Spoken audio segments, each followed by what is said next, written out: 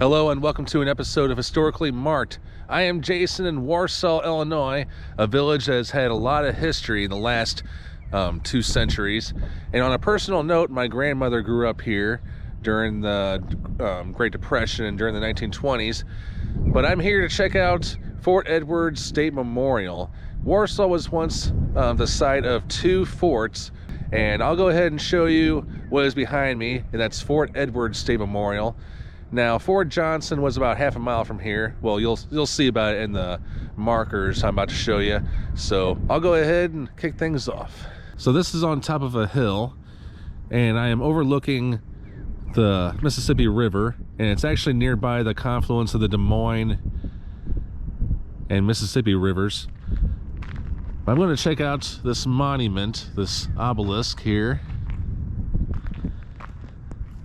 So let's see here.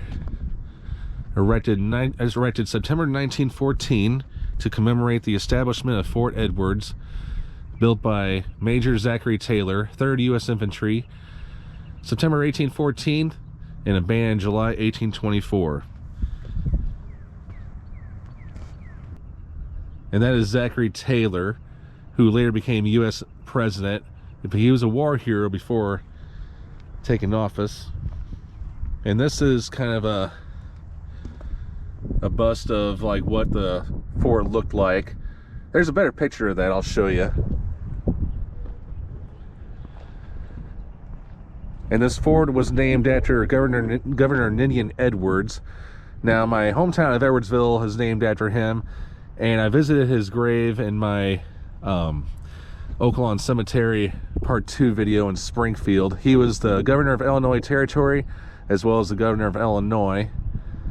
And to the left of the monument is a marker that was put up by the Daughters of the American Revolution.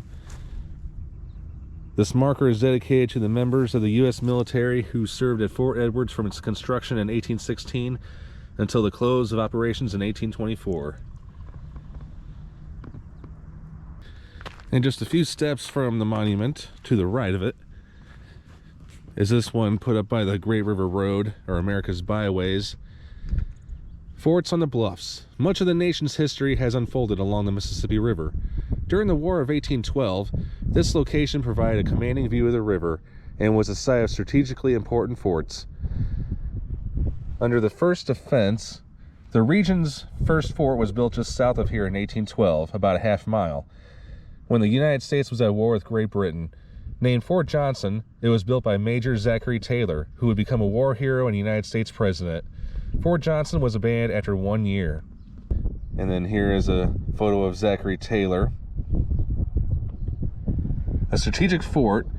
In 1814, Zachary Taylor, now a general, returned to the area and built Fort Edwards. The fort protected traffic on the Mississippi River and controlled the American Indians that were allied with the British. Troops were stationed at Fort Edwards until 1824. And then the city of Warsaw can trace its roots to Fort Johnson and Fort Edwards.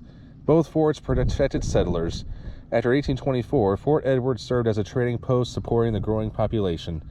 1833, Major John Wilcox, formerly stationed at Fort Edwards, laid out and founded Warsaw.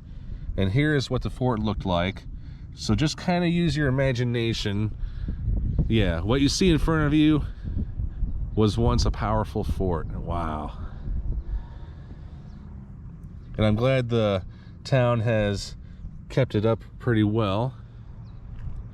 And then I'm going to kind of take a look at the Mississippi while reading off some more history. So here's a little bit of a better view of the Mississippi River. Kind of looking down on things. A little 360 or 180 view.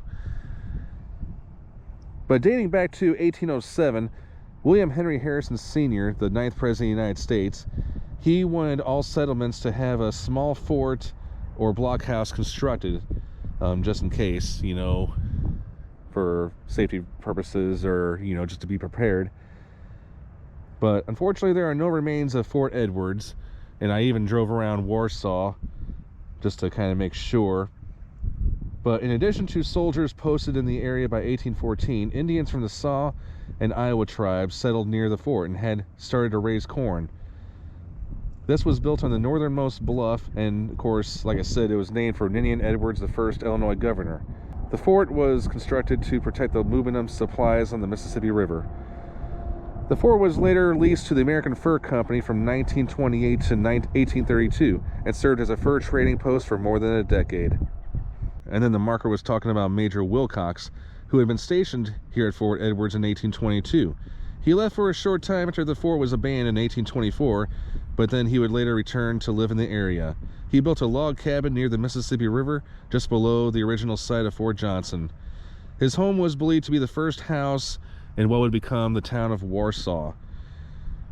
9 years later, Wilcox started a ferry that enabled the movement of people and commodities across the Mississippi from Warsaw to Alexandria, Missouri, which is just right over there, and vice versa. Soon, many more settlers arrived in Warsaw as decades came, and Warsaw was incorporated as a city in 1853. And like many river towns, Warsaw was a booming town. I mean, there were a lot of businesses. There were flour mills, a tobacco factory, shops, 3 distilleries, brickyards. And by 1850, I mean, the town, like I said, it was 3 years before it became a city, but there was a population of nearly 500. Now, when you do drive through downtown Warsaw, or what is known as historic Warsaw Main Street, you'll see some abandoned buildings, some really old-fashioned buildings that probably date back to 100 years ago. If my grandma was here, I'd probably be asking her, you know, what it was like back when the streets were filled with people. But unfortunately, she's no longer with us, but I'm sure that's why her family moved here from Madison County, Illinois. Maybe there was a lot of jobs in this area at the time. But I thought I'd give you a little history of Warsaw, Illinois. And yeah, a lot of people still do live here. I mean, there's plenty of houses. But as for now, it's a really quiet town. All right, thanks so much for tuning into this episode of Historically Marked. I am Jason in Warsaw, Illinois. Sign off.